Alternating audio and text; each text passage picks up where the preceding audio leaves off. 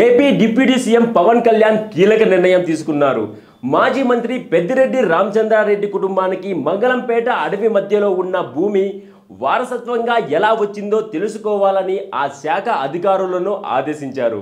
ఈ భూమి ఎప్పుడు చేతులు మారింది, దీనిలో ఎవరి పాత్ర ఎంత అనే దానిపై నివేదికలు తయారు చేయాలని సూచించారు.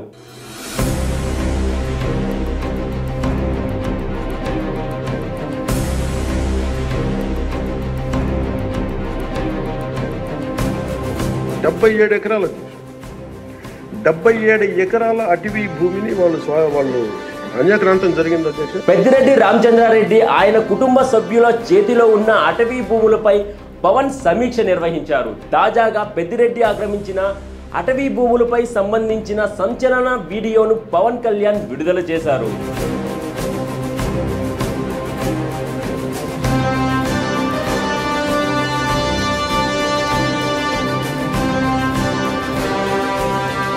అయితే వైసీపీ అధికారంలో ఉన్నప్పుడు వైఎస్ జగన్మోహన్ రెడ్డికి అత్యంత దగ్గర వ్యక్తి అయిన పెద్దిరెడ్డి రామచంద్రారెడ్డి అటవీ శాఖ మంత్రిగా ఉన్న విషయం అందరికీ తెలిసిందే.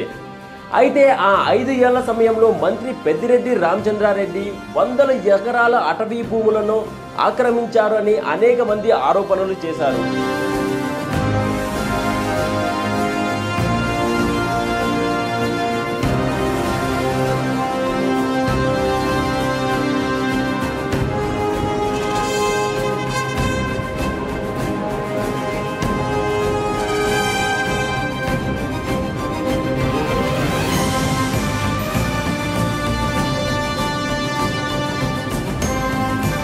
అయితే ఆ 5 ఏళ్ల సమయంలో మంత్రి పెద్దిరెడ్డి రామచంద్రారెడ్డి వందల ఎకరాల అటవీ భూమిని అనుచరులతో కలిసి కబ్జా చేశాడు అని ఎన్నో ఆరోపణలు వచ్చాయి. అయితే అప్పుడు ప్రతిపక్షంలో ఉన్న టీడీపీ, జనసేన పార్టీలు ఎన్నో ఆరోపణలు చేశాయి.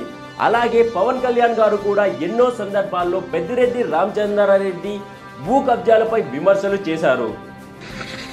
ప్రభుత్వం వచ్చిన వెంటనే గత ప్రభుత్వం అటవీ శాఖ మంత్రిగా పనిచేసిన వాళ్ళు కూడా 77 ఎకరాలు 77 ఎకరాల అటవీ భూమిని వాళ్ళు అన్యాక్రాంతం జరిగింది అధ్యక్ష.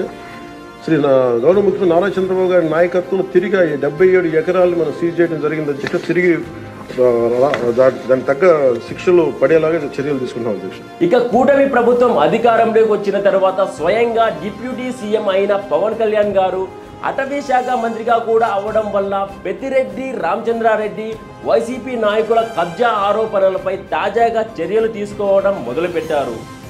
అటవీ భూములను ఆక్రమించిన వారు, చట్టాన్ని ఉల్లంఘించి అతిక్రమణకు పాల్పడిన వారు ఖచ్చితంగా శిక్షార్హులు అని హెచ్చరించారు.